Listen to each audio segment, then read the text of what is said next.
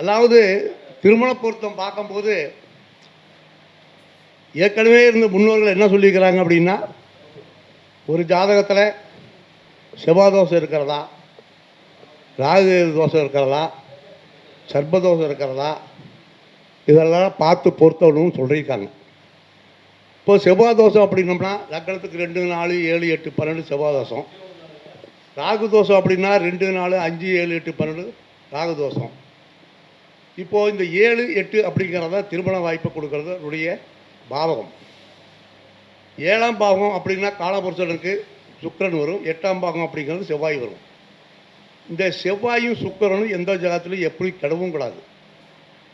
ஒரு ஆணின் ஜாதகமாக இருந்தாலும் சரி, பெண்ணின் ஜாதகமாக இருந்தாலும் 7, 8 அப்படிங்கிற அந்த பாவகமும் அந்த செவ்வாயும் சுக்கிரனும் எந்த அளவுலையும் கெடக்கூடாது. அந்த அளவில் செல்லக்கூடாமல் அந்த ஜாதகத்தை பொறுத்தோம்னா அவங்க வாழ்நாள் பூரா திருப்தியாக இருப்பாங்க, சந்தோஷமாக இருப்பாங்க.